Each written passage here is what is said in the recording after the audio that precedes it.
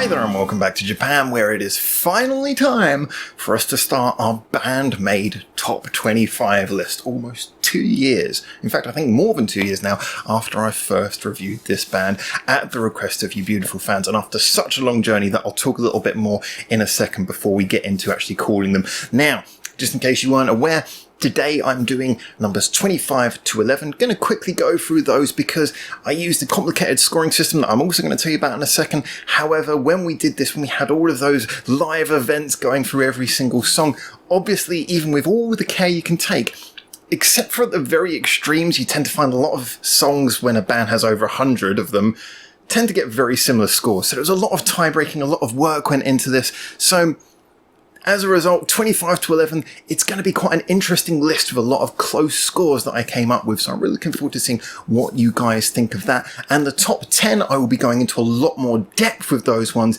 next weekend when we put out that list as well. So anyway, without further ado, let's jump into 25 to 11 and a little bit of an explanation of how we came to these decisions.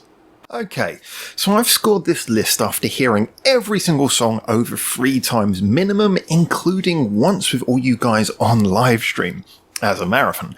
I'm using a scoring system that you guys might remember I have used with Muso friends before and developed over years to our satisfaction, although the scoring can be very close when a band has 100 plus songs to process. Numerous factors have been considered, including the energy, be it emotional, forceful or joyful, the attention to detail, often leading to replay value, the catchiness, obviously, the originality within the band's body of work, and even small little tiebreaker factors have come in, including the general fan impact and even personal bias points for myself. A lot of things have been considered to try and make this fair. Now, it is impossible to make a perfect list as you hit questions like, is the best song one that appeals stronger to the core fans or the widest possible audience? If it is the popular ones, then you may lose the songs that give the band identity, and if it were favourites of already loyal core fans, you may ignore adventurous changes that widen the general appeal.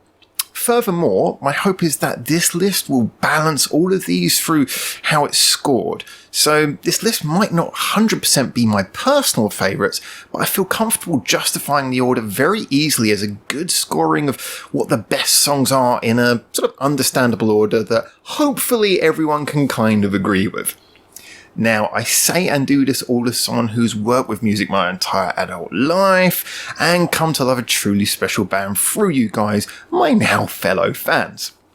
Following BAND-MAID has been a journey I've adored sharing with you guys. From my first review on a blurry camera in my friend's house, to completing reviews of every single song by them, to sharing the release of Conqueror with you all, to seeing the band live in Shibuya and then their online show, to sharing the release of Unseen World, to a nearly 10-hour live stream marathoning every song by the band. I mean, it's now the only time that I've actually felt comfortable enough to deliver this list, though. I think we're finally at that point. So, enough waffle. Let's get started. Here today is 25 to 11. Top 10 coming next week. Number 25. I still don't know how to pronounce this. Opats? On their first album after taking the majority of writing control to themselves, this track demonstrates a comfort with a sound more familiar to their debut EP. Poppy and catchy with rock credentials and enough twists and turns to stand out. Number 24. Arcadia Girl. Although coming from the earlier albums before writing duties had flourished, it's impressive to see the ladies embrace a different sound so well.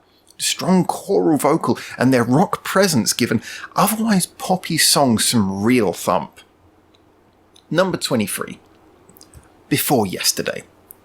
A simple rock ballad in many ways, but featuring some nice, simple duality between the guitar parts, a satisfying catchy chorus, and some wonderful changes of rhythm. Simple and effective. This song has amazing replay value, which is always a notable quality too. Number 22. No God. A blasting powerhouse of all of the band's most frantic tropes, but contained in a functional way that highlights their talents. Despite enjoying the key change chorus myself, I noted that it didn't work for everyone. As impressive and detailed as it is, the final resulting song is clearly the sum of some truly amazing parts, rather than being more than the sum of its parts, as with many of the songs ahead. Number 21. Aito Jonetsu no Matador.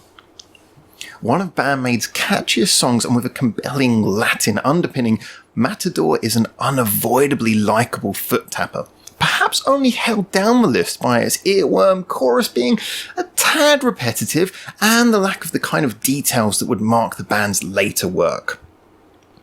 Number 20. Warning. Featuring a brilliant introduction that wonderfully encapsulates the band's playful nature whilst highlighting their power as the song sort of bursts in, Warning is a real head-turner. Unfortunately, the power of the intro leaves the song with not many places to go, and whilst it sustains some of the most energetic minutes in the band's history, a bit more direction in the later half would have posted Warning a little bit higher. Still, I love this song. Number 19. Blooming. Catchy, energetic and utterly infectious, Blooming perhaps only suffers from being very similar to other BAND-MAID songs that just get that winning formula a little more memorably right. Blooming does have one of the band's best cut videos, and simply as a song, it's a great example of them doing them. If only for that, this is a great song. But like I say, they have done this same thing a little bit better further up the list. Number 18. Gyeoncho. Gyeoncho is an incredibly brave track, being the only purpose-written song of that band-maiko project.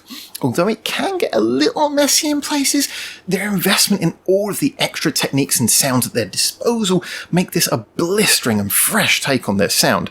It's kind of like a BAND-MAID cover band who somehow knew exactly what is best about BAND-MAID when interpreting BAND-MAID. Funny that. Number 17. Be Okay. Although it may be a reminder of a poppy side that many hardcore fans are less interested in, as a pop-punk rock song, Be Okay is incredibly uplifting and infectious with a catchy chorus. It might not fit well in many BAND-MAID listen-throughs, but is something that maybe you could listen to on a day when no other BAND-MAID song would quite fit. For that, it is both precious and impressive, just the way it's on target with that feeling. It conveys something which is really on point, and when you're in the mood for this song, there's very few songs that can replace it. Number 16. Domination. With one of my favourite videos by the band and an uncompromising energy from that real turn it up to 11 performance, this is top flight BAND-MAID without a doubt. Its qualities can be simply boiled down to power and detail.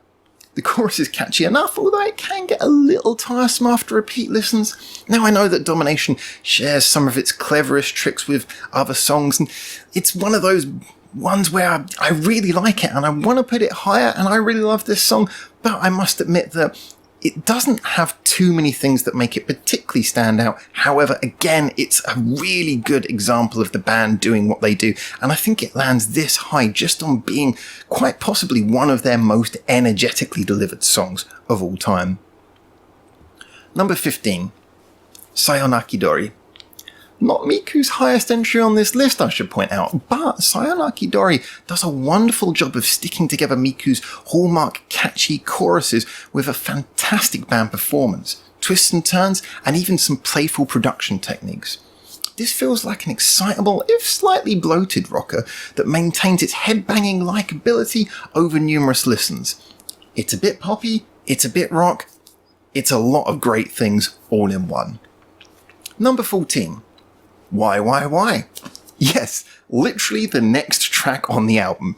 Starting from the catchy chorus alone, we have a super catchy bit of writing that gets stuck in the head for days, playing between a melodic ooh melody and a call-out hook over a descending bass line. It's a simple pleasure which is justified by the rest of the song being very adventurous.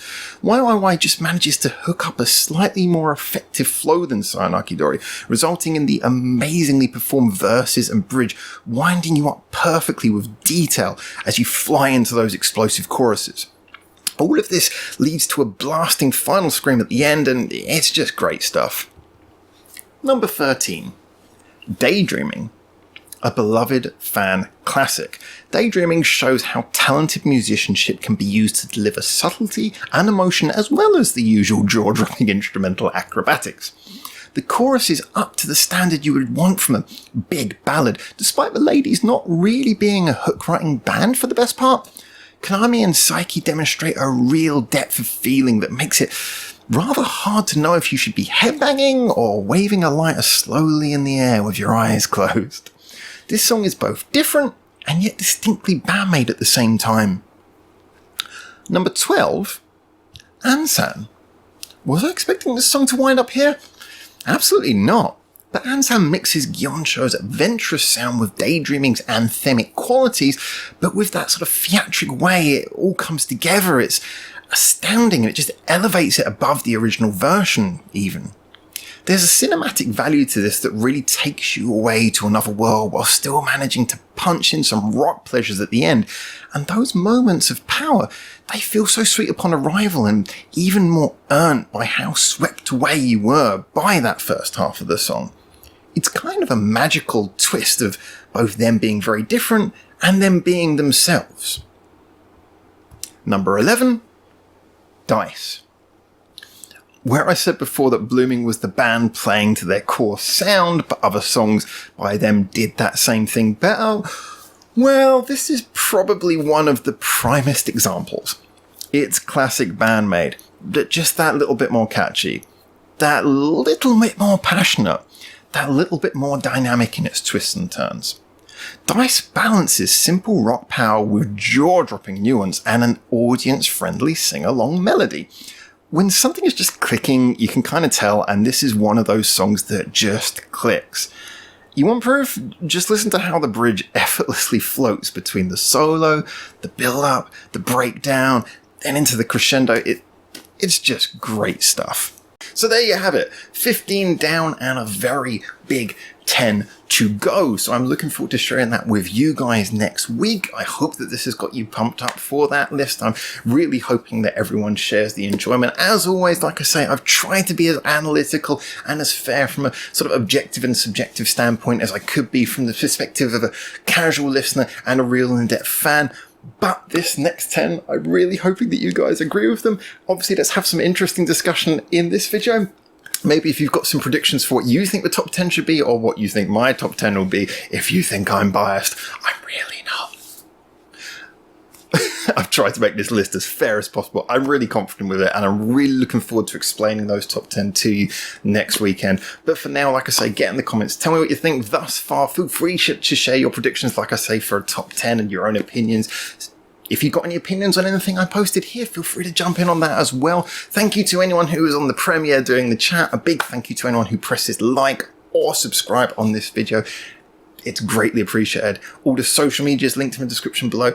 After this video, feel free to follow us on the Discord, where we've always got an active conversation, so you can jump in on there and share some of the banter with everyone on that side of things as well.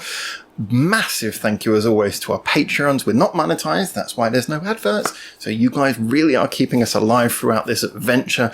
And just a big thank you nonetheless for you making it through to the end of this video. So until I hopefully see you very soon in Japan for the next one of these, even if it's just next weekend. For now, ciao ciao.